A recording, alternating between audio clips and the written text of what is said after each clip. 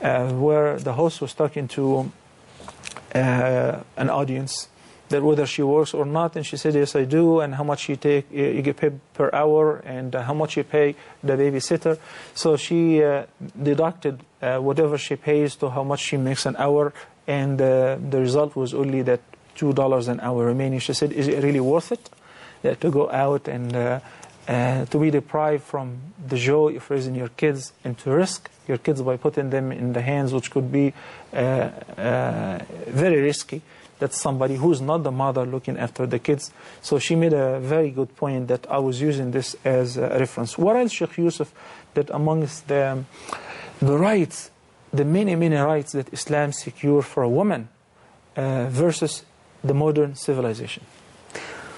It's another lovely question, because one of the things that happens when you come to Islam and really understand it and have this grasp is that Islam is providing for all places, all people, and all times. This also, when we say all people, it's including genders, both gender, that which is male and female. In our program tonight on Hudu, you made a point that Allah said something in the Quran, mu'minina wa mu'minat. And when Allah does this, He could have just made it clear from one statement, but He made a double statement so that you don't just say, okay, believers. No, believing men and believing women. Yeah. We find this, I believe you mentioned in Surah Al-Hasab, chapter 33. It's mentioned in verse 35 and 36, when Allah is being very emphatic about that.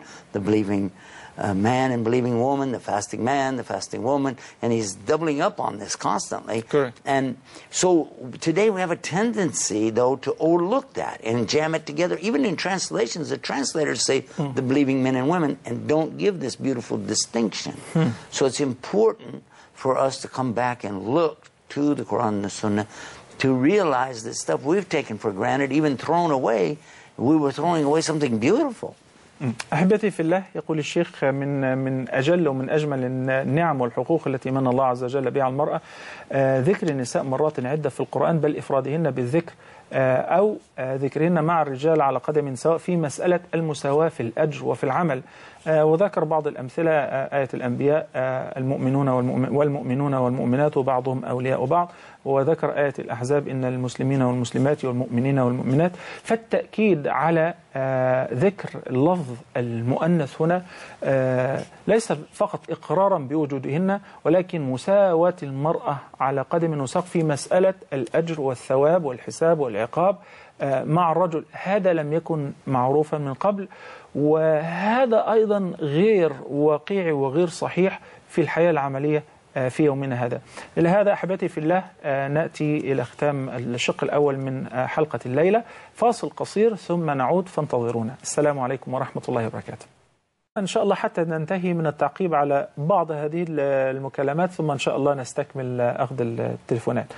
أخت أم لؤي, she remembers that she asked a question 2 years ago when you were here back then, and the question was not answered, or a part of it.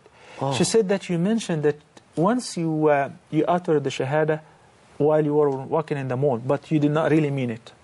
I don't recall that, but this is what she says. Then once again, you uttered it when you were ready to accept Islam and you meant it. What was the difference? How did you feel about saying the shahada as just a statement? Yeah, if I'm not mistaken, I think the conversation was about the time that my friend Muhammad was going to pray, and we were in a market. And I had an amplifier sitting there that we were selling it, actually. So I turned it on, and he was telling me about how they call the adhan from the minarets. He'd been telling me for some time. So I said, well, how does that work? I know that first part, because I'd heard him say it, Allahu Akbar. So I took the microphone, I said, Allahu Akbar, Allahu Akbar. What comes next? He said, what are you doing? I said, I'm going to do it. The people are looking at us. I said, I don't care. It's a free country. Allahu Akbar, Allahu Akbar. Now what do I do? He said, say it again. Allahu Akbar, Allahu Akbar. I said, now what? He said, are you sure you want to do this next part? I said, yeah. Ashhadu an la ilaha illallah. So I said it, and did the adhan. A person came up and asked, where's the salat? I said, where's the what? He said, the salah. I said, the salad bar is over here. He said, no, Salah. What is Salah? I said, I don't know what you want. He said, I heard the adhan. I said, oh, me? I said, I'm not a Muslim, but I was just doing that for my friend. He's over there. And he was praying. My friend, Muhammad Abdurrahman, was praying. So this man went and joined him, and they prayed together. نعم.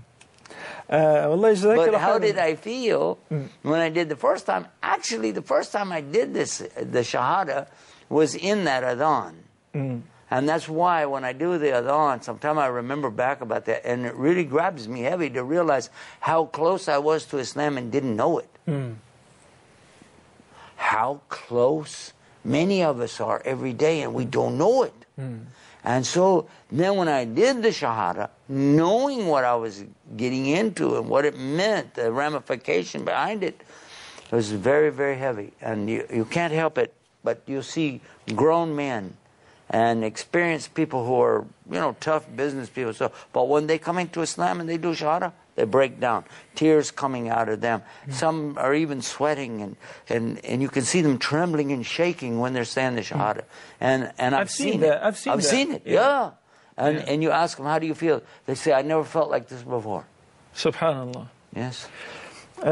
أريد أن أشكر أخت أم لؤي. كان هذا السؤال فعلا جدير بالإجابة المرة الماضية. بالمناسبة المرة الماضية كان من أكثر من سنتين، ولكن سبحان الله لعله لسبب حتى نستفيد من الإجابة في هذا الوقت.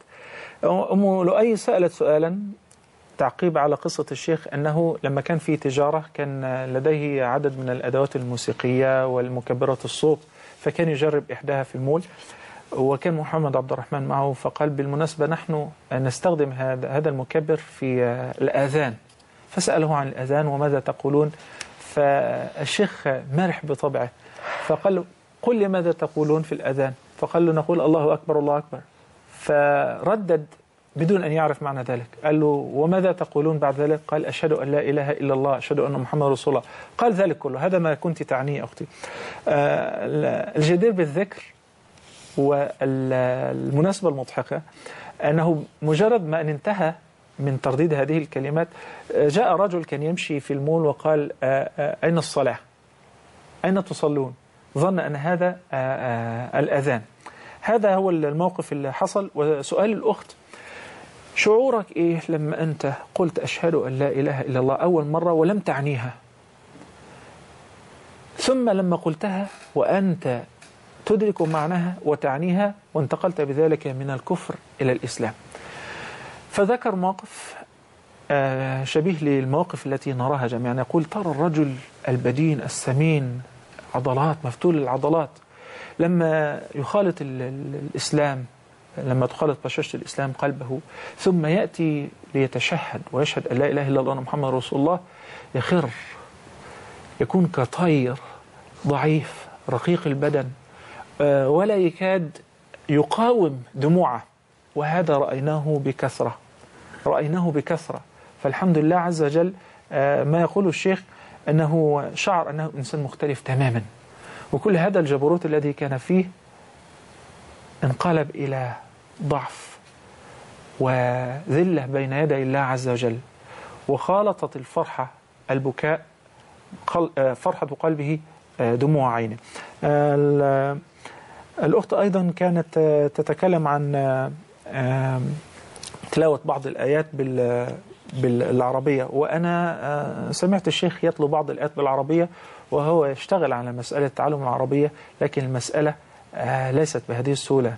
نسأل الله عز وجل وأسأل أخواننا المشاهدين أن يرفعوا أكف الضراعة، وأن يسأل الله عز وجل أن يعلم إخواننا جميعا الذين دخلوا في الإسلام حديثا كيفية تلاوة القرآن الكريم، وأن يحبب إليهم تعلم الدين. اللهم آمين.